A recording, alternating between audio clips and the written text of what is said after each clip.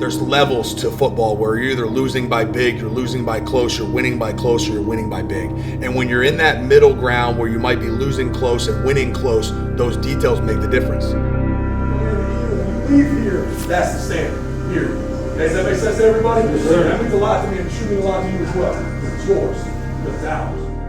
You know, what I believe in the weight room, a lot of the guys can use words, this, that, and the other. It's a lot of the same things, and using different words to say the same thing. So the three words that we use in this program are the same ones I'm going to use right now, which is number one, toughness, discipline, and united. And you know, obviously I do those in different ways than Coach Helton. From a toughness standpoint, you know, that can mean a multitude of different things, pushing through hard things. From a discipline standpoint, you know, if you go ahead and look around the room, you know, all the details, that's what we talk about, the discipline of doing the details the right way, and how that can win and lose you football games, because I think it gets misconstrued that the weight room is the weight room and the football field is the football field. And so trying to blend those things together and ingraining habits of discipline of details in here every day will give us that discipline on Saturdays in the fall. And then united is obviously a big one. You know, a connected team is a dangerous team, and I think trying to bring guys together in this realm really teaches them to trust each other, really teaches them to work hard with each other, really teaches them to lead each other, really teaches them to take the leadership from each other and apply it every day. And so, you know, those are the three words. Like I said, you know, that's Coach Helton's, but it's really easy to apply to what we do in here: toughness, discipline, and united. The benefit that I have in the role that I'm in is I'm entering into a year 3 of Coach Helton's program. And yes, while we're in a year 1 here in the weight room in the way that I do things, I see and reap all the benefits of the year 1 and year 2 and all that connectedness and united that's happened previous to me arriving on campus. And I think the biggest thing, what I've seen emerge really in the last 2 weeks, are the older leaders on the team who have been here through a lot of turnover and change and turmoil and whatever you want to call it, are really starting to find their feet as leaders. And even better, the guys want to hear it and they listen. And I think that there's 3 pieces to leadership. I think there's leaders of the team, which are those guys I'm talking about. There's leaders on the team, which are kind of your second in command. They kind of drive those things that your leaders or your coaches or your position coaches or your coordinators are preaching. And then there's leaders in training or followers. And I think we have a lot of really young guys who are doing that at a high level. You know, those guys will be in those first 2 roles before they even know it. But the first key to that is, how do I take leadership? And how do I learn from these guys who have seen all these things before me? And it's clear every day. These guys know how to work.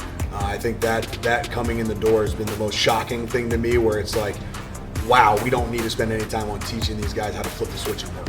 And I think that speaks to the leadership, the connectedness, and more importantly, they care about each other by the way that they work. I mean, when you have a group of 114 guys who show up every day and they do what we're asking them to do at the level that they're doing it, it shows to me that they care about each other. Because if it's me, I don't work as hard, because I don't care what that guy next to me might think, what he might say. But when you care and you feel like you're letting teammates down, when you don't live up to the standard that's being held, that's united to me. And I think that we're seeing that at a high level right now. Individualization in training can be hard with a roster of 114. And so for us and the way we do things, the detail of splitting those guys into the bigs, and we'll call it combos is what we call them, and the skill players, it's just what they need to play their portion of the sport well. You know, you look at a 6'5", 310-pound offensive lineman and a 5'9", 175-pound receiver, they're different athletes. And yes, we're playing the same sport, but what they're being asked to do is very, very different.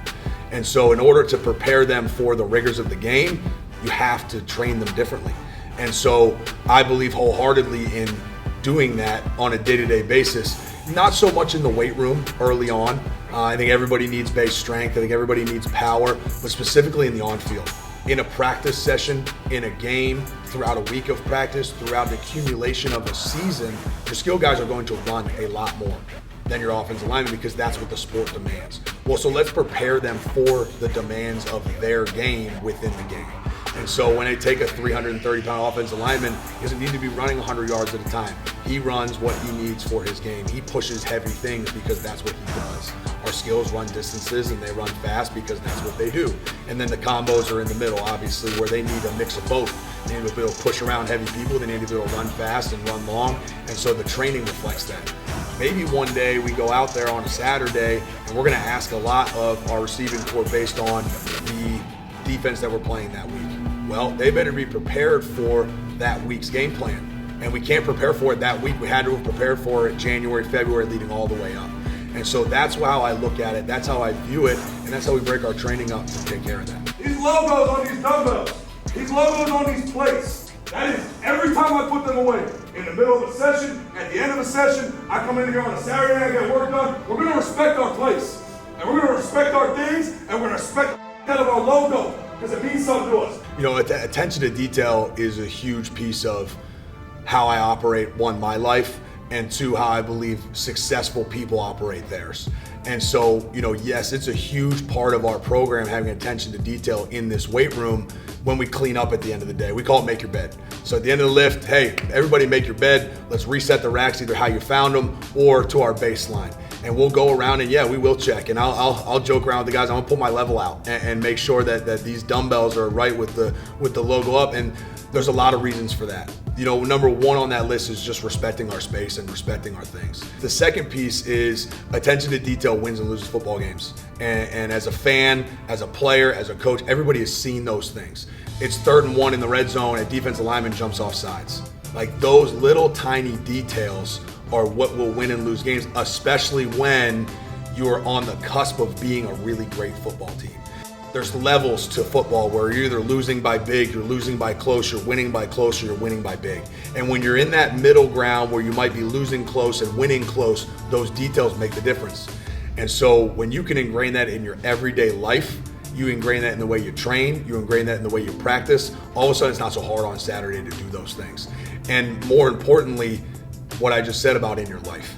Yes, we want to win football games. Yes, we want to be great in this weight room. Yes, we want our details there, but we want these young men to go be productive members of society and have detail in themselves as husbands, as fathers, as brothers, as sons. You know, I hope that fans, when we get out there week one, I hope what they see from the work the players have put in with our staff, I hope they see 2 things. I hope they see, number one, a team that's ready to flip the switch when it's time to go. You know, that's something that we talk about on a regular basis, and if we start a warm but I don't like it, we restart, because it's important to start fast. And so when we come out there week 1, 2, 3 through 12, I hope they see that light switch flip and these guys ready to go. And the other thing is the identity that we're trying to create is we're not out here to win games or beat people. We want to dominate people. And what I've told these guys from day one is, like, I'm not interested in winning games. I'm interested in dominating opponents. Yes, the scoreboard will reflect that. I want teams to lose to us and lose the next week because of what we did physically to them. And that's the mentality that these guys are adopting. That's the mentality that some of the older guys on this team have already had, and they're bleeding that into the younger players, which you need all 114 headed in that same direction. You need all coaches headed in the same direction. But yeah, a team that flips the switch and a mindset to dominate opponents. That's what we're looking to do.